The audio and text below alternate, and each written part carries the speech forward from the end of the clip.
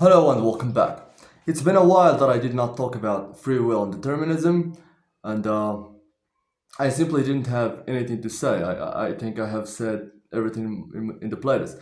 But keeping when I keep thinking about it, I come up with even new arguments in favor of determinism. A new argument that I was thinking about that I've came across is the argument that I call it the argument of independent reason in favor of determinism. It's the idea that, for example, if I have a choice A over B, and I think that I am free, that I have chosen B and didn't choose A, me as an agent, I have choose the choice B, okay? But we can only ask the question, why have I chosen B over A? There must be a reason underlying. There must be a source of reason. Rather than that, our choices become random. If our choices are random, they're not choices to begin with. They're just random events. Therefore, we are not free. But we need definitely to presuppose some source that guides me towards selecting a particular option, right? So what make me, for example, choose an apple over a banana? I have chosen an apple over a banana because of an independent reason, because of a reason, okay? Let's just call it this way, because of a reason, okay? What is this reason? How can it be? This reason could only be some preference of taste, okay? Or some health preference or something else. The most necessary thing that we must agree on is there must exist a reason behind me choosing an apple over a banana, okay?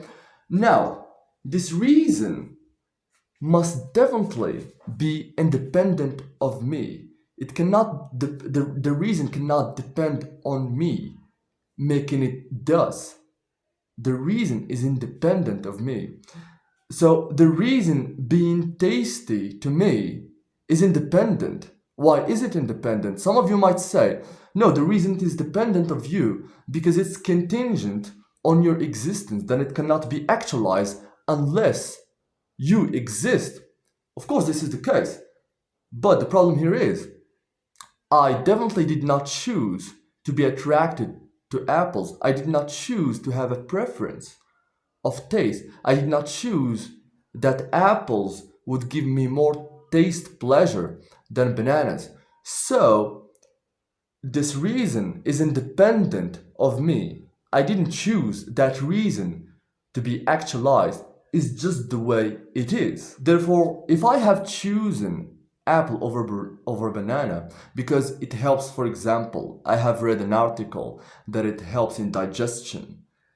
The fact that consuming apples help in digestion is not something which I have chosen. It's not something which I decided to make.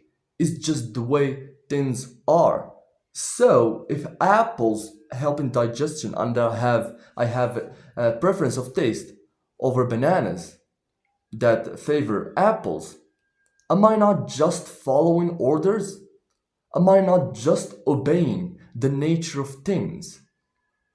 Even though I have the illusion that I'm making a choice, I only have that illusion because there is no external force that binds me to choose apples over banana. It seems that this choice is intrinsic. It seems that this choice doesn't have an external power that regulates it or rather actualizes it. All right? So I think I'm free only because I'm conscious of my act of choosing, but I'm definitely not conscious of the factors that led me to choose A over B or apples over bananas. Now, this apples and bananas is just an example that could definitely be extended towards other areas of life. Like, for example, why do I choose to have a car rather than a bike? It's because of a preference. It's because, for example, motorcycles are fast and cars are not that fast like motorcycles. Well, I think I might be wrong here, but anyway, let's say that you have a preference of motorcycles being comfortable and they do not take much space in the road and things like that. Now, of course, you did not choose that motorcycles offer such perks, offer such features. You only obey the nature of the motorcycle being this way. As much as somebody chooses to spend a vacation in a hot, warm, cozy coastal town, and not choose to spend it in a cold winter country, for example, because he is obeying a preference that guides him towards choosing a place which is more warm, only to conform, for example, his health condition and his financial. You see that he is only obeying orders of the nature of things. Let's get back towards apples and bananas. If the choice is limited between, if I have, for example, just two options, apples and bananas, why isn't there a third option, like melons, for example? Why I cannot choose melons? If my options are restricted, it only adds to the arguments towards determinism. For example, you might say, no, but I still choose apples over bananas because it is the case that there is no third option available. Why can it not be the case that a third option is available?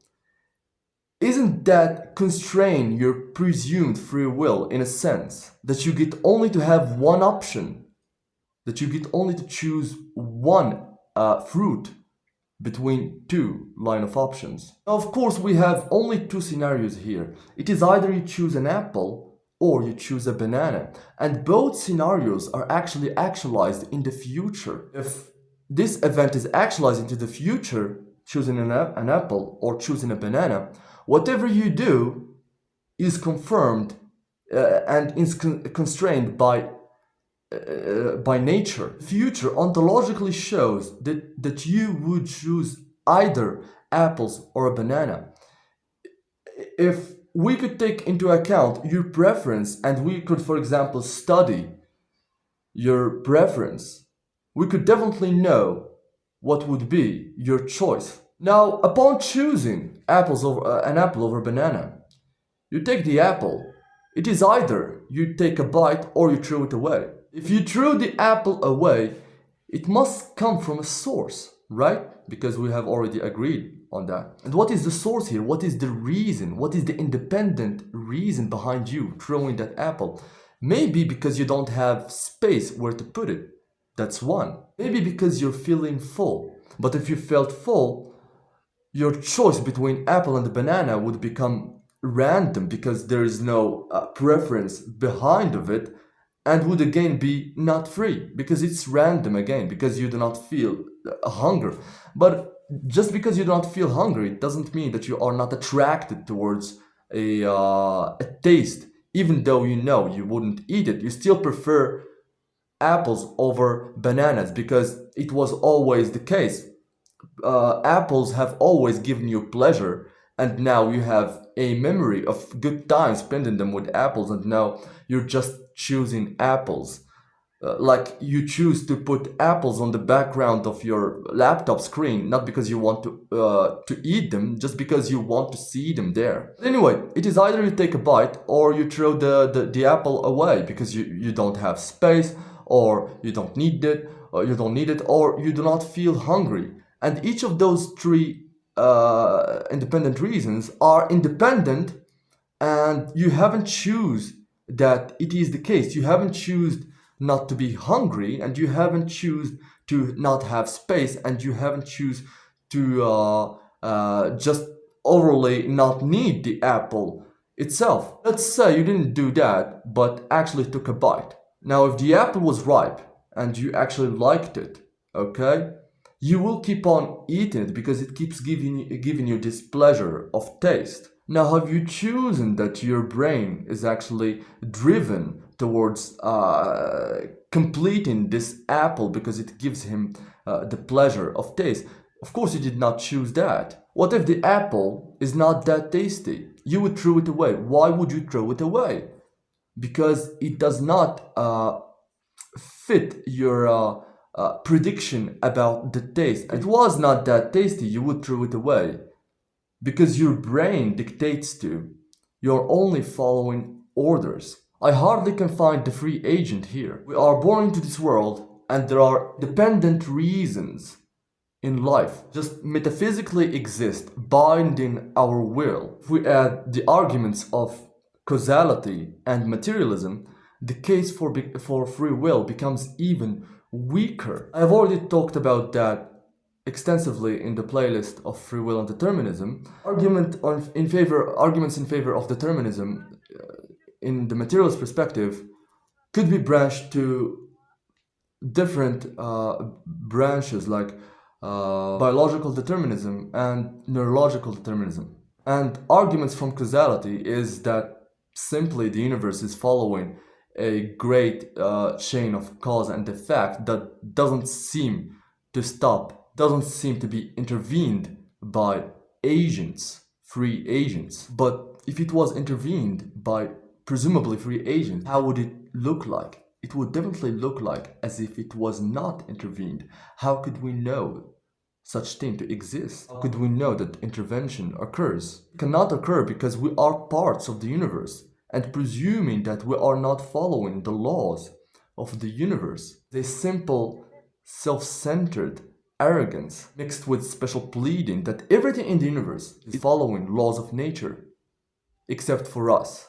Adopting such view would definitely lead us to presume some type of metaphysical existence rather than just our pure physical bodies, which would defy Occam's razor by starting to multiply entities beyond necessity. Then each presumption would require a further independent justification. We could not definitely have that. If I keep on presuming entities that equal zero and justifying them with justifications that need further justification, all I would have is 0 plus 0 plus 0, and they would never actually amount to 1. But anyway, that was all for today's episode.